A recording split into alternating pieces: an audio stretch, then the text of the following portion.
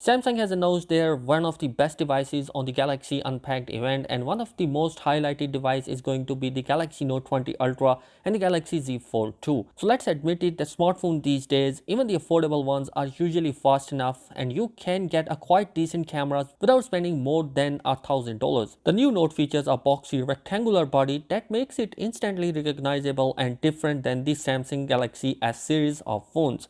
Its new design cut down on the bezel further, so it really feels like you are holding just a giant screen with no interruption. The screen is 6.9 inch in size and it's vast. The previous Note had a 6.8 inch of screen, and Samsung has managed to somehow cram in a slightly bigger display, even though the Note 20 Ultra is just a hair taller. One of the big differences in the Galaxy Note 20 Ultra is in the cameras. When you hold the last year Note against the new one, the contrast is striking. The new one portrayed from the back in a way that it is bold and noticeable. It alone makes a statement. There are few other tiny changes. The buttons are on the right side where they belong and the S Pen is on the left. A few other things haven't changed. The screen is slightly curved, something that is less noticeable on such a giant display, by the way, and there is still no headphone jack. You have three colors to choose from and all of them are neutral, as far as less striking than the explosion of color that we have just noticed in the Note 10 Plus. The signature one is called the Mystic Bronze, and then you have the white model, and then the last one is going to be the Mystic Black. In reality, looks more like a space gray on iPhones.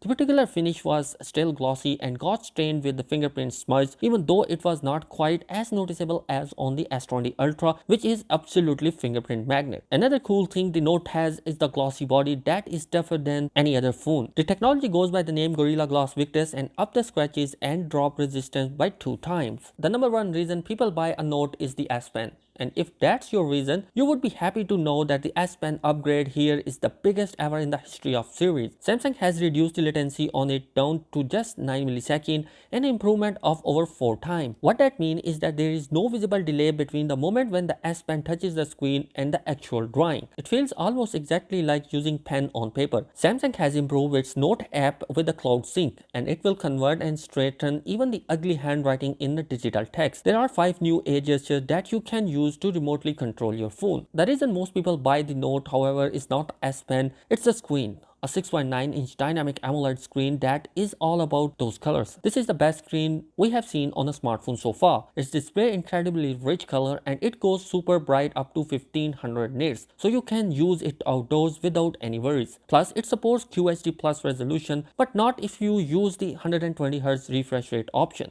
Then the maximum resolution is 1080p, which is a bit of a bumper. Samsung, however, seems to think that would draw too much of a battery, and if you ask me, I would always go towards the 120Hz over QHD plus resolution. The difference the higher refresh rate makes is a game changing. Also, unlike the S20 Ultra, the higher refresh rate kicks in only when needed and not all the times. So it's far less than the strain of a battery. Speaking of battery, you can get a 4500 mAh of a battery inside. Yes, smaller than the 5000 mAh on the S20 Ultra. A 25 watt of a charger in the box, wireless charging, reverse wireless charging. The phone also supports 45 watt, and if you spend the extra 50 bucks, Samsung charges for the faster adapter. Under the hood, you got the top of the line specs, Qualcomm Snapdragon 865 Plus, 12GB RAM, 128GB of storage with the support for micro SD card. The new thing here is UFS 3.1 tech for the storage. One of the things that hasn't changed much is the fingerprint scanner. It's an ultrasonic one embedded in the screen, and it's a step behind optical fingerprint scanner on most of the Android phones that I feel faster. It's not a deal breaker, but definitely feels like the one area where the Note feels compromised. What's not compromised? Well, it's the camera. The huge camera bump houses a 108 megapixel main shooter, a 12 megapixel ultra wide one, a 12 megapixel 5x optical zoom periscopic lens. The later one is a beast and gives you clarity very similar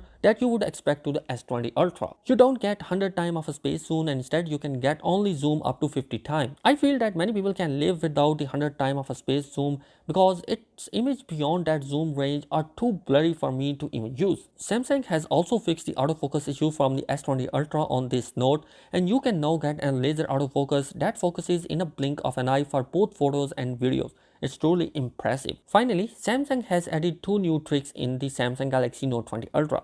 One is going to be the DeX wireless, which allow you to quickly mirror your phone on a Samsung TV, which are made after 2019. And the second one is the nearby sharing, a feature that leverages the new ultra-wideband chip inside the Note and allows you to point the phone at another compatible device and quickly beam large files. So there you have it. The Galaxy Note 20 Ultra, it's a phone to get if you want to spoil yourself with the very best. It's particular luxury, and with a Samsung promise for the 3 major software updates, it also perfectly future proof. And as far as the excitement and innovation, well, the Note might feel just a tad bit boring compared to the upcoming foldable giant, the Galaxy Z Fold 2. But you know what? Innovation comes with its own share of risks and issues. And if you want a no-risk phone that you can rely on, the Note 20 Ultra is the one of the finest around. So guys, what are your opinion regarding the Galaxy Note 20 Ultra?